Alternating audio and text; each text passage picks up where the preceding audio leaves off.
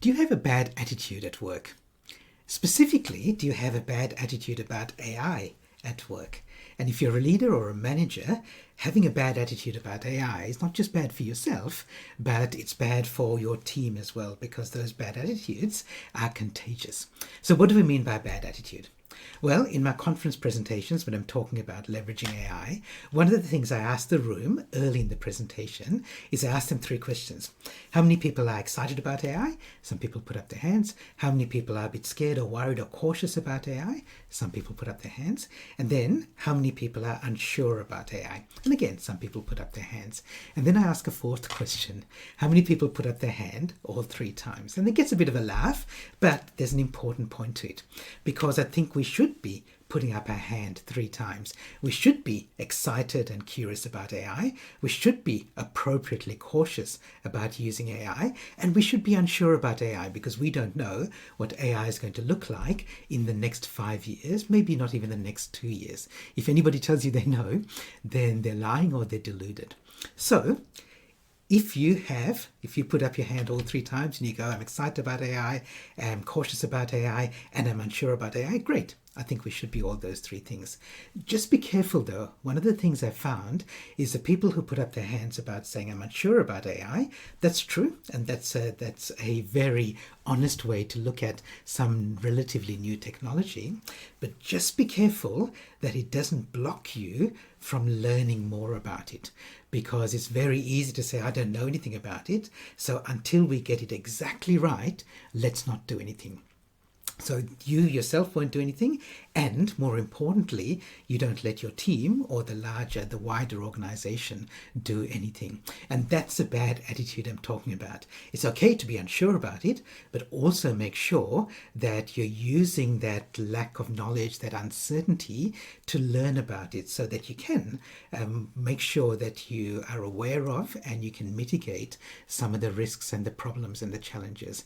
And especially if you've got that bad attitude about AI, saying we don't know anything about it, so let's not do anything, let's be overly cautious and overprotective until we know everything, then that attitude is contagious and it spreads to the rest of your team as well. And that's bad, because you've got other people in your team who are excited about it, who are curious about it, who can see the value in it.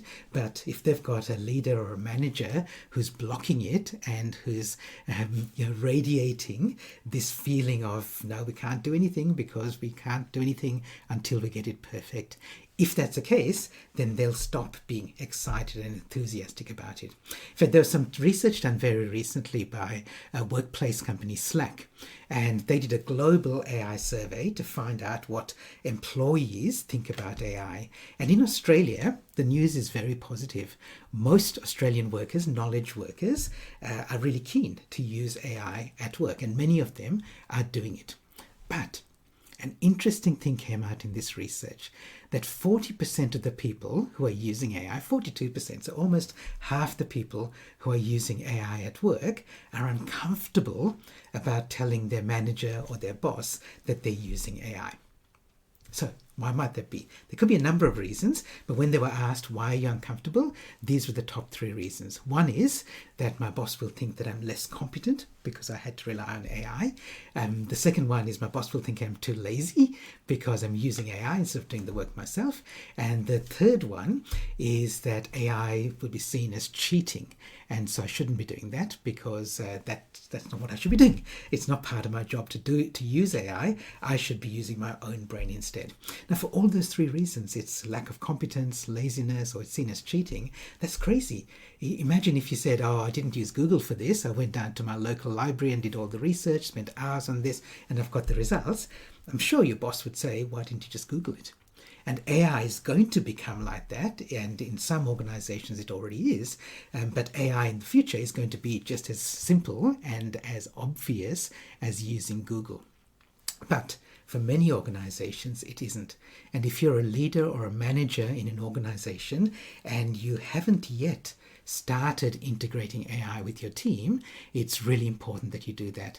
And the first part of that is just to have a conversation with your team members about AI. Find out whether they are excited about it, scared about it, unsure about it, where they feel it's going, how it can help them in their work, their fears and concerns about it taking over their jobs, and just start that conversation. And if you've got people who are already keen to use it, make sure you identify them and facilitate and help them be your AI champions. If you'd like to know more about this, I've got a worksheet that you can download here about having those initial AI conversations in your team. So you can bring your people on the AI journey. Some people are already there, some people are already ahead of you there, and some people are lagging behind. But make sure you're not the person that's blocking people using AI in your team. Download the worksheet, use it, share it with your team, and I'm sure you'll get value from it. I'll see you in the future.